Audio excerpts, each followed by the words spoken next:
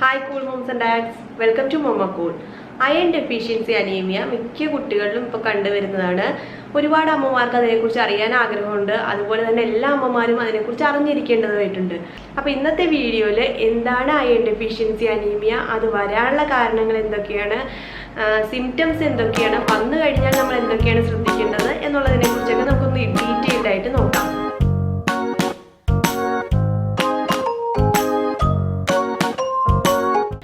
മിക്കവർക്കും iron deficiency anaemia എന്താണെന്ന് അറിയാൻ പറ്റും. നമ്മൾ മിക്കപ്പോഴും രക്തക്കുറവ്, അതുപോലെ തന്നെ ഇരുമ്പിൻ്റെ കുറവ്, അങ്ങനെയൊക്കെ ഈ അയൺ ഡെഫിഷ്യൻസിയെ കുറിച്ച് പറയാറുണ്ട്. അപ്പോൾ ഇതിനെക്കുറിച്ച് നമുക്ക് ഡീറ്റെയിൽഡ് ആയിട്ട് നോക്കാം. അപ്പോൾ എന്താണ് അനീമിയ? നമ്മുടെ ശരീരത്തിൽ ചുവന്ന രക്താണുക്കളും വെളുത്ത രക്താണുക്കളും ഉണ്ടെന്ന് നമുക്ക് എല്ലാവർക്കും അറിയാൻ പറ്റും. ഇതൊക്കെ നമ്മൾ ബേസിക് ആയിട്ട് ഒരു 8th 9th 10th ഈ കാലയളവിൽ പഠിക്കുന്ന കാര്യങ്ങൾ തന്നെയാണ്. അപ്പോൾ ഈ ചുവന്ന രക്താണുക്കളുടെ കുറവാണ് അനീമിയ ഉണ്ടാക്കുന്നത്. അപ്പോൾ ഈ ചുവന്ന രക്താണുക്കളുടെ ഡ്യൂട്ടി എന്താണെന്ന് നമുക്ക് എല്ലാവർക്കും അറിയാം. നമ്മുടെ ശരീരത്തിൻ്റെ, അതായത് ബോഡി ടിഷ്യൂസിലേക്ക് ഓക്സിജൻ എത്തിക്കുന്നത് ഈ ചുവന്ന രക്താണുക്കളാണ്. അതുകൊണ്ട് തന്നെ ഈ അനീമിയ ഉള്ളവരിൽ സാധാരണയായിട്ട് കൂടുതലും ക്ഷീണം തന്നെയാണ് കണ്ടുവരുന്നത്. അപ്പോൾ ഈ ഓക്സിജൻ സപ്ലൈ ചെയ്യുന്ന റെഡ് ബ്ലഡ് സെൽസ് ഉണ്ടാവാൻ വേണ്ടിയിട്ട് അത്യാവശ്യമായിട്ടുള്ളൊരു ഘടകം എന്ന് പറഞ്ഞു കഴിഞ്ഞാൽ അയേൺ അഥവാ ഇരുമ്പ് സത്താണ്. അപ്പോൾ ഈ അയേൺ ഉണ്ടെങ്കിൽ മാത്രമേ ഈ റെഡ് ബ്ലഡ് സെൽസിൻ്റെ പ്രൊഡക്ഷൻ നന്നായിട്ട് നടക്കുകയുള്ളൂ. അപ്പോൾ നമ്മുടെ ശരീരത്തിൽ അയേൺ കുറയുന്നത് മൂലം ഈ റെഡ് ബ്ലഡ് സെൽസ് കുറഞ്ഞു പോകും. അങ്ങനെ വരുന്ന അനീമിയാണ് അയൺ ഡെഫിഷ്യൻസി അനീമിയ എന്ന് പറയുന്നത്. അപ്പോൾ കൂടുതലായിട്ടും ഈ അയൺ ഡെഫിഷ്യൻസി അനീമിയ കണ്ടു തുടങ്ങുന്നത് 6 മാസം കഴിഞ്ഞിട്ടുള്ള കുട്ടികളിലാണ്. അതിന് കാരണമുണ്ട്. അതായത് 6 മാസം വരെ കുട്ടികൾ കംപ്ലീറ്റ്ലി ബ്രസ്റ്റ് ഫീഡിങ് ആയിരിക്കും. ആ സമയത്ത് ബ്രസ്റ്റ് മിൽക്കിൽ നിന്ന് അവന് വേണ്ട അളവിൽ അയൺ ധാരാളം ലഭിക്കും. അപ്പോൾ നമ്മൾ പുറത്തുനിന്ന് ഒരു അയൺ കൊടുക്കേണ്ട ആവശ്യമില്ല. ഇപ്പം നമ്മുടെ നാട്ടിലാണെങ്കിൽ ഡോക്ടർമാർ മൾട്ടി വൈറ്റമിൻ തരും. അതായത് അതിനകത്ത് അയൺ ഉണ്ടാകും, കാൽസ്യം ഉണ്ടാകും, വൈറ്റമിൻ ഡി ഉണ്ടാകും. അങ്ങനെ ഒരു മൾട്ടി വൈറ്റമിൻ കൊടുക്കുന്നുണ്ടെങ്കിൽ അത് 1 വയസ്സ് വരെ നിങ്ങൾ എന്തായാലും കുട്ടികൾക്ക് കൊടുക്കണം കേട്ടോ. എന്നിരുന്നാലും 6 മാസം വരെ കുട്ടിക്ക് വേണ്ട അളവിലുള്ള അയൺ ബ്രസ്റ്റ് മിൽക്കിൽ നിന്ന് കിട്ടും എന്നാണ് പറയുന്നത്. ഇനി ബ്രസ്റ്റ് ഫീഡിങ് ഇല്ലാത്തവർക്ക് ഫോർമുല യൂസ് ചെയ്യുമ്പോൾ അയൺ ഫോർട്ടിഫൈഡ് ഫോർമുല ആയിരിക്കും മിക്കപ്പോഴും നമ്മുടെ നാട്ടിലൊക്കെ അവൈലബിൾ ആയിട്ടുള്ളത്. അപ്പോൾ കുട്ടികൾക്ക് വേണ്ട അയൺ ഈ ഫോർമുലയിൽ നിന്ന് ലഭിക്കും. ഇനി നമ്മൾ കോംപ്ലിമെൻ്ററി ഫീഡിങ് തുടങ്ങും 6 മാസത്തിന് ശേഷം. അതായത് 150 ദിവസത്തിന് ശേഷം നമ്മൾ കുട്ടികൾക്ക് സോളിഡ്സ് സ്റ്റാർട്ട് ചെയ്യും. അങ്ങനെ സ്റ്റാർട്ട് ചെയ്യുന്ന സമയത്ത് നമ്മുടെ കുട്ടികൾക്ക് നമ്മൾ അയൺ റിച്ച് ആയിട്ടുള്ള ഫുഡ് കൊടുത്തില്ല എന്നുണ്ടെങ്കിൽ ഈ അയൺ ഡെഫിഷ്യൻസി അനീമിയ വരാനുള്ള ചാൻസ് ഉണ്ട്. ഈ 6 മാസത്തിന് ശേഷം നമ്മുടെ കുട്ടികളുടെ ശരീരത്തിൽ കൂടുതലായിട്ട് അയൺ ആവശ്യമാകും. അപ്പോൾ അത് ശരിക്കും ബ്രസ്റ്റ് മിൽക്കിൽ നിന്ന് മാത്രം ലഭിക്കില്ല. നമ്മൾ കൊടുക്കുന്ന കോംപ്ലിമെൻ്ററി ഫുഡിൽ നിന്ന് കൂടി അയൺ കിട്ടേണ്ട ആവശ്യമുണ്ട്. അപ്പോൾ നമ്മൾ ശരിക്കും അയൺ റിച്ച് ആയിട്ടുള്ള ഫുഡ് കൊടുത്തില്ല എന്നിരിക്കട്ടെ, അപ്പോൾ അവർക്ക് അയൺ ഡെഫിഷ്യൻസി അനീമിയ വരാനുള്ള ചാൻസ് ഉണ്ട്. ഇനി രണ്ടാമതായിട്ട് നമ്മൾ 1 വയസ്സിൽ താഴെ കുട്ടികൾക്ക് കൗസ് മിൽക്കോ അല്ലെങ്കിൽ വേറെ എന്തെങ്കിലും ആനിമൽ മിൽക്കോ കൊടുക്കുവാന്നിരിക്കട്ടെ. അങ്ങനെയുള്ള സിറ്റുവേഷൻസിലും അയൺ ഡെഫിഷ്യൻസി അനീമിയ വരാനുള്ള ചാൻസ് ഉണ്ട്. കാരണം കൗസ് മിൽക്കിൽ അയൺ വളരെ കുറവാണ്. അപ്പോൾ അത് ഒരിക്കലും ബ്രസ്റ്റ് മിൽക്കിന് പകരം കൊടുക്കാവുന്ന ഒന്നല്ല. പിന്നെ രണ്ടാമതായിട്ട് കൗസ് മിൽക്കിലുള്ള കൂടിയ അളവിലുള്ള കാൽസ്യം നമ്മുടെ ശരീരത്തിലുള്ള അയൺ അബ്സോർപ്ഷനെ കുറയ്ക്കും. അപ്പോഴും കുട്ടികൾക്ക് അയൺ ഡെഫിഷ്യൻസി അനീമിയ വരാനുള്ള ചാൻസ് ഉണ്ട്. അപ്പോൾ ഞാൻ കൗസ് മിൽക്ക് എപ്പോൾ മുതൽ കൊടുത്തു തുടങ്ങാം, എന്തുകൊണ്ടാണ് 1 വയസ്സിൽ താഴെ കൊടുക്കരുത് എന്നൊക്കെ ഉള്ള ഡീറ്റെയിൽ വീഡിയോ ഇട്ടിട്ടുണ്ട്. അപ്പോൾ നിങ്ങൾ കണ്ടിട്ടില്ലെങ്കിൽ ആ വീഡിയോ കണ്ടു കഴിഞ്ഞാൽ ഇതിനെക്കുറിച്ച് കൂടുതൽ മനസ്സിലാകും. ഇനി പ്രീമെച്വർ ബേബീസ്, അതായത് 36 ആഴ്ചയ്ക്ക് താഴെയുള്ള കുട്ടികളിലും ഇതുപോലെ അയൺ ഡെഫിഷ്യൻസി അനീമിയ വരാനുള്ള ചാൻസ് കൂടുതലാണ്. അപ്പോൾ ഇങ്ങനെയാണ് 3 കാറ്റഗറി. അപ്പോൾ നമ്മളുടെ കോംപ്ലിമെൻ്ററി ഫീഡിങ് നടത്തുന്ന സമയത്ത് നമ്മൾ ശരിക്കും ശ്രദ്ധിക്കണം, അയൺ റിച്ച് ആയിട്ടുള്ള ഫുഡ് അവർക്ക് കൂടുതലായിട്ട് കൊടുക്കാനായിട്ട് ശ്രദ്ധിക്കണം. ഈ അനീമിയയുടെ സിംറ്റംസ് എന്തൊക്കെയാണെന്ന് നോക്കാം. അതായത് നമ്മുടെ ശരീരത്തിൽ ഞാൻ നേരത്തെ പറഞ്ഞ പോലെ തന്നെ ഓക്സിജൻ ബ്ലഡ് ടിഷ്യൂസിലേക്ക് എത്തിക്കുന്നത് റെഡ് ബ്ലഡ് സെൽസ് ആണ്. അതുകൊണ്ട് തന്നെ അയൺ ഡെഫിഷ്യൻസി ഉള്ള കുട്ടികളിൽ ക്ഷീണം ഭയങ്കര കൂടുതലായിരിക്കും.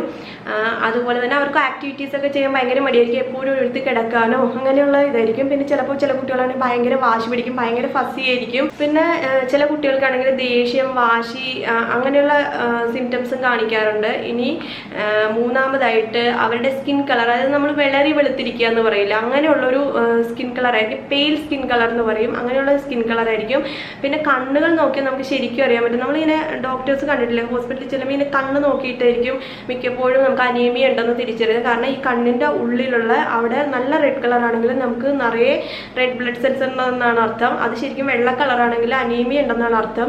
അപ്പോൾ അത് നോക്കിയിട്ടും നമുക്ക് മനസ്സിലാക്കാൻ സാധിക്കും. അതുപോലെ തന്നെ കുട്ടികളുടെ നഖവും നോക്കിയാലും നമുക്ക് മനസ്സിലാകും. പിന്നെ കുട്ടികൾക്ക് ഹെഡ് ഏക്ക്, അതുപോലെ തന്നെ ഞാൻ നേരത്തെ പറഞ്ഞ പോലെ ക്ഷീണം, അതെല്ലാം അനീമിയയുടെ ലക്ഷണങ്ങളാണ്. പിന്നെ ഏറ്റവും പ്രധാനപ്പെട്ട ഒരു ലക്ഷണം എന്ന് പറഞ്ഞാൽ കുട്ടികൾ അനാവശ്യമായിട്ടുള്ള സാധനങ്ങൾ കഴിക്കുക, അതായത് ഡേർട്ട്, ഐസ്, അങ്ങനെ നമ്മളിപ്പോൾ നമ്മുടെ കുട്ടികൾ മണ്ണ് വാരി കഴിക്കുക അല്ലെങ്കിൽ കല്ല് വായിലിടുക അങ്ങനെയൊക്കെ ചെയ്ത് കഴിഞ്ഞാൽ നമ്മൾ ഇതുപോലെ വേറെ സിംറ്റംസ് അവർക്ക് ഉണ്ടോ എന്ന് നോക്കിക്കഴിഞ്ഞാൽ അനീമിയ ഉണ്ടെന്ന് പെട്ടെന്ന് കണ്ടുപിടിക്കാൻ പറ്റും. അങ്ങനെ ഉള്ള കുട്ടികൾക്ക് ഈ ഇതുപോലുള്ള വസ്തുക്കൾ, ഫുഡ് ഐറ്റംസ് അല്ലാതെ ഇതുപോലുള്ള വസ്തുക്കളോടുള്ള ക്രേവിങ്സ് ഭയങ്കര കൂടുതലായിരിക്കും. പിന്നെ അയൺ ഡെഫിഷ്യൻസിയുടെ വേറൊരു സിംറ്റമാണ് കുട്ടികളുടെ വളർച്ചക്കുറവും തൂക്കക്കുറവും. അപ്പം നിങ്ങളുടെ കുട്ടിക്ക് ഏജിനനുസരിച്ചുള്ള വളർച്ചയില്ല, തൂക്കമില്ല എന്നൊക്കെ തോന്നുകയാണെങ്കിൽ തീർച്ചയായിട്ടും നിങ്ങളുടെ ഡോക്ടറെ കൺസൾട്ട് ചെയ്യാൻ വേണ്ടി മറക്കരുത്. പിന്നെ അതുപോലെ കുട്ടികൾക്ക് വിശപ്പില്ലായ്മ. അപ്പോൾ വിശപ്പില്ലായ്മ ഉണ്ടെന്ന് പറഞ്ഞാൽ കുറേ പേര് എപ്പോഴും കമൻറ്റ് ചെയ്യാറുണ്ട്.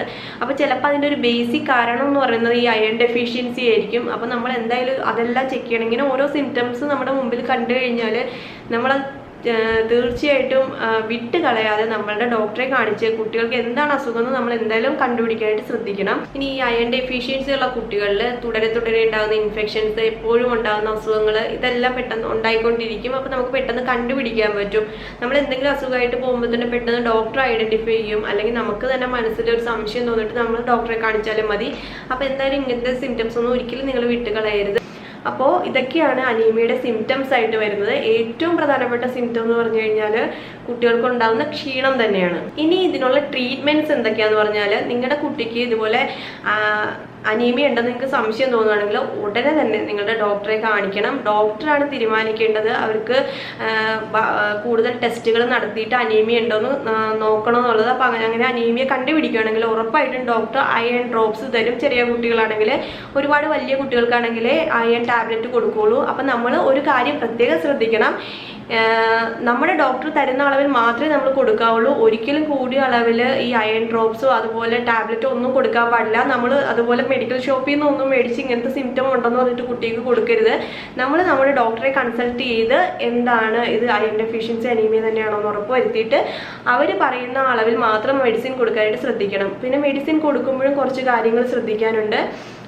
അത് ഡോക്ടർ എന്തായാലും നമ്മളോട് പറഞ്ഞു തരും മെഡിസിൻ എങ്ങനെയൊക്കെയാണ് കൊടുക്കേണ്ടത്, വെറും വയറ്റിലാണോ കൊടുക്കേണ്ടത്, പിന്നെ അതുപോലെ അതിൻ്റെ കൂടെ അയൺ അബ്സോർപ്ഷൻ ഫുഡ് എന്തൊക്കെ കൊടുക്കണം എന്നുള്ളതിനെ കുറിച്ച് ഡീറ്റെയിൽഡ് ആയിട്ട് പറഞ്ഞു തരും. അപ്പോൾ ട്രീറ്റ്മെൻറ്റ് എന്ന് പറയുന്നത് ഇതുപോലെ അയൺ ഡ്രോപ്സോ അല്ലെങ്കിൽ അയൺ ടാബ്ലറ്റോ അതുപോലെ അയൺ റിച്ച് ഫുഡുമാണ് അയൺ ഡെഫിഷ്യൻസി അനീമിയയുടെ ട്രീറ്റ്മെൻ്റ് ആയിട്ട് വരുന്നത്. അയൺ റിച്ച് ഫുഡിനെ കുറിച്ച് നോക്കുവാണെങ്കിൽ നമ്മുടെ കുട്ടികൾക്ക് ഓരോ ഏജിലും ഇത്ര എമൗണ്ട് അയൺ കൊടുക്കണമെന്നുണ്ട്. അപ്പോൾ ഈ ടേബിൾ നോക്കിയാൽ അറിയാം, ഈ ടേബിളിൽ പറയുന്നുണ്ട് ഓരോ വയസ്സിലും അല്ലെങ്കിൽ ഓരോ മാസത്തിലും എത്ര എമൗണ്ട് അയൺ വേണം എന്നുള്ളത്. പക്ഷേ ഈ ടേബിൾ നിങ്ങൾ കാണിച്ചു കഴിയുമ്പോൾ നിങ്ങൾക്ക് സ്വാഭാവികമായിട്ട് സംശയം ഉണ്ടാകും, അയ്യോ നമ്മൾ എങ്ങനെയാണ് ഇത്ര അയൺ കുട്ടികളുടെ ഉള്ളിൽ ചെല്ലുന്നുണ്ടെന്ന് മനസ്സിലാക്കുന്നതെന്ന്. എനിക്കും ഉണ്ടായിരുന്നു. ഞാൻ വേറൊരു വീഡിയോയിൽ പറഞ്ഞിട്ടുണ്ട്, എൻ്റെ മൂത്ത മോനുണ്ടായിരുന്നു, 1.5 വയസ്സായപ്പോൾ ഉണ്ടായിരുന്നു. പക്ഷേ നമ്മൾ ഈ അയൺ ഡെഫിഷ്യൻസി അനീമിയ ഉണ്ടായിട്ട് പെട്ടെന്ന് തന്നെ അത് മാറിപ്പോവില്ല കേട്ടോ. ഒരു 6 മാസം, ചില കുട്ടികൾക്ക് 1 വർഷമൊക്കെ സമയം എടുക്കും നോർമൽ ആ റേറ്റിലേക്ക് ആവണമെങ്കിൽ. അപ്പോൾ നമ്മൾ അത്രയും കാലം നന്നായിട്ട് അയൺ റിച്ച് ഫുഡും ഇതുപോലെ അയൺ ഡ്രോപ്സ് എന്താണെന്ന് വെച്ചാൽ അത് കൊടുക്കാനായിട്ട് ശ്രദ്ധിക്കണം. അപ്പോൾ നിങ്ങൾക്ക് ഇപ്പോൾ സംശയം തോന്നും എത്ര അളവിൽ അയൺ കൊടുക്കണം എന്നുള്ളത്. അപ്പോൾ നമുക്ക് ഇതിങ്ങനെ അളന്നൊന്നും കൊടുക്കാൻ പറ്റില്ല. അപ്പോൾ നമുക്ക് ചെയ്യാൻ പറ്റുന്നത് എല്ലാ ദിവസവും കുട്ടികളുടെ ഫുഡിൽ ഒരു ഇതുപോലെ ഞാനിപ്പോൾ പറയുന്ന ഒരു ചാർട്ടിൽ നിന്ന് ഒരു അയൺ റിച്ച് ഫുഡ് കൊടുക്കാനായിട്ട് ശ്രദ്ധിക്കണം. അതുപോലെ തന്നെ ഈ അയൺ അബ്സോർപ്ഷനെ സഹായിക്കുന്ന വൈറ്റമിൻ സി അടങ്ങിയ ഒരു ഫുഡും എന്തായാലും ഇതിൻ്റെ കൂടെ കൊടുക്കാനായിട്ട് ശ്രദ്ധിക്കണം. അതായത് നമ്മുടെ ശരീരത്തിൽ ഓരോ വൈറ്റമിൻ നമ്മൾ കഴിക്കുമ്പോഴും അതിൻ്റെ അബ്സോർപ്ഷനെ സഹായിക്കുന്ന ഒരു ഫുഡ് കൂടി അതിൻ്റെ കൂടെ കഴിച്ചാലേ അതിൻ്റെ അബ്സോർപ്ഷൻ ശരിയായ രീതിയിൽ നടക്കുകയുള്ളൂ. അപ്പോൾ അയണിൻ്റെ കേസിലാണെങ്കിൽ എപ്പോഴും വൈറ്റമിൻ സിയുടെ കൂടെ കഴിക്കണം എന്നാണ്. അപ്പോൾ ഓറഞ്ച്, അതുപോലെ നമ്മുടെ നാരങ്ങ, അങ്ങനെയുള്ള അയൺ അബ്സോർപ്ഷൻ ഫുഡുകൾ കഴിക്കണം, വൈറ്റമിൻ സി അടങ്ങിയ ഫുഡുകൾ. ഇനി കുറേ വെജിറ്റബിൾസും ഒക്കെ ഉണ്ട്, അതൊക്കെ കഴിച്ചാലും മതി. ചെറിയ കുട്ടികളാണെങ്കിൽ നമുക്ക് ഈ എന്താണ് സിട്രസ് ഫ്രൂട്ട്സ് ഒരുപാട് അളവിൽ കൊടുക്കാൻ പറ്റിയില്ലെങ്കിൽ നിങ്ങൾ വിഷമിക്കേണ്ട, ഈ വൈറ്റമിൻ സി അടങ്ങിയ വേറെ ഫുഡ് കൊടുത്താലും മതി. നമുക്കിനി അയൺ റിച്ച് ആയിട്ടുള്ള ഫുഡ് എന്തൊക്കെയാണ് കുട്ടികൾക്ക് കൊടുക്കേണ്ടതെന്നുള്ളത് നോക്കാം. അപ്പോൾ അതിന് വേണ്ടിയിട്ട് നമുക്ക് മുളപ്പിച്ച പയറുവർഗ്ഗങ്ങൾ, അതുപോലെ ഇലക്കറികൾ, നിറയെ ഇലക്കറികൾ, അതായത് നമ്മുടെ ചീര, മുരിങ്ങല, ഇതൊക്കെ അയൺ സമ്പുഷ്ടമായിട്ടുള്ള ഭക്ഷണങ്ങളാണ്. അതൊക്കെ കുട്ടികളുടെ ഡയറ്റിൽ ഒരുപാട് ഇൻക്ലൂഡ് ചെയ്യിക്കുക. പിന്നെ പ്രൂൺസ്, ഞാൻ ഇന്നാൾ കോൺസ്റ്റിപ്പേഷൻ്റെ വീഡിയോ ഇട്ടപ്പോൾ പറഞ്ഞില്ലേ, കോൺസ്റ്റിപ്പേഷന് പ്രൂൺസ് വളരെ നല്ലതാണ്. അതുപോലെ തന്നെ വളരെയധികം അയൺ അടങ്ങിയിട്ടുള്ള ഒന്നാണ് പ്രൂൺസ് എന്ന് പറയുന്നത്. അപ്പോൾ പ്രൂൺസിൻ്റെ ജ്യൂസ് ആക്കിയോ, അല്ലെങ്കിൽ പ്രൂൺസ് കഴിക്കാൻ പറ്റുന്ന അങ്ങനത്തെ കുട്ടികളാണെങ്കിൽ അത് പ്യൂരി ആക്കിയോ, അല്ലെങ്കിൽ പ്രൂൺസ് നേരിട്ടോ ഒക്കെ കുട്ടികൾക്ക് കൊടുക്കാം. അത് ഒരുപാട് അയൺ റിച്ച് ആയിട്ടുള്ള ഫുഡാണ്. പിന്നെ നമ്മുടെ ബീൻസ്, അങ്ങനെയുള്ള സാധനങ്ങളിലൊക്കെ ഒരുപാട് അയൺ അടങ്ങിയിട്ടുണ്ട്. പിന്നെ ഞാൻ ഈ അയൺ റിച്ച് ഫുഡിൻ്റെ സെപ്പറേറ്റ് ഒരു വീഡിയോ ചെയ്യാം. ഒരുപാട് ഫുഡുണ്ട് കേട്ടോ അയൺ റിച്ച് ഫുഡ്. എൻ്റെ മോനെ ഇതുപോലെ അയൺ ഡെഫിഷ്യൻസി വന്നപ്പോൾ ഞാൻ ഇതിൻ്റെ ഡീറ്റെയിൽസ് നോക്കിയിട്ട് എല്ലാ ദിവസവും ഓരോ ഫുഡ് ഇൻക്ലൂഡ് ചെയ്യിക്കാനായിട്ട് ട്രൈ ചെയ്തിരുന്നു. അപ്പോൾ അതിൻ്റെ വീഡിയോ ഉടനെ തന്നെ ഇടാം. അപ്പോൾ ഇതൊക്കെയാണ് നമ്മൾ അയൺ ഡെഫിഷ്യൻസിയെ കുറിച്ച് കൂടുതൽ അറിഞ്ഞിരിക്കേണ്ടത്. അപ്പോൾ നിങ്ങളുടെ കുട്ടി ഇപ്പോൾ ഹോസ്പിറ്റലിൽ ചെന്നിട്ട് ഡോക്ടർ രക്തക്കുറവുണ്ടെന്ന് പറയുവാണെങ്കിൽ ആ കുട്ടിക്ക് കൊടുക്കുന്ന അയൺ ഡ്രോപ്സോ അല്ലെങ്കിൽ അയൺ ടാബ്ലറ്റിൻ്റെ കൂടെ നിങ്ങൾ ഉറപ്പായിട്ടും ഈ ഫുഡുകളും കൂടി കൊടുക്കാനായിട്ട് ശ്രദ്ധിക്കുക. പിന്നെ ഈ വളർച്ചയുടെ ഘട്ടത്തിൽ വരുന്ന അയൺ ഡെഫിഷ്യൻസി അവരുടെ ശാരീരികവും മാനസികവുമായിട്ടുള്ള വളർച്ചയെല്ലാം വൈകിക്കാനായിട്ട് കാരണമാകും. അതുകൊണ്ട് അയൺ ഡെഫിഷ്യൻസി ചെറിയ കാര്യമാണെന്ന് പറഞ്ഞ് ഒരിക്കലും നിങ്ങൾ വിട്ട് കളയരുത്. നിങ്ങളുടെ കുട്ടിക്ക് ചിലപ്പോൾ ഫുഡ് കൊണ്ട് മാത്രം മാറില്ല. അപ്പോൾ എപ്പോഴും ഡോക്ടർ പറയുന്നത് ഒരു മെഡിക്കേഷനും അതുപോലെ തന്നെ ഫുഡ് വേണം. നമ്മളുടെ കുട്ടിക്ക് മെഡിസിൻ കൊടുക്കുന്നുണ്ടെന്ന് പറഞ്ഞ് നമ്മൾ ഒരിക്കലും അയൺ റിച്ച് ആയിട്ടുള്ള ഫുഡ് കൊടുക്കാതിരിക്കരുത്.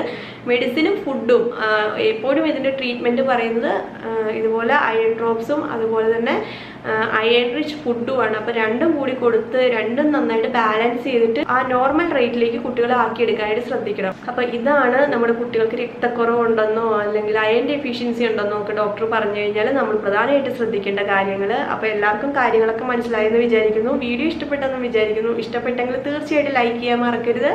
അതുപോലെ തന്നെ നമ്മുടെ ചാനൽ ആദ്യമായിട്ട് കാണുവാണെങ്കിലോ ഇതുവരെ സബ്സ്ക്രൈബ് ചെയ്തിട്ടില്ലെങ്കിലോ സബ്സ്ക്രൈബ് ചെയ്യാനും മറക്കരുത്. അപ്പോൾ പുതിയൊരു വീഡിയോയിൽ കാണുന്നവരെ ബൈ ബൈ.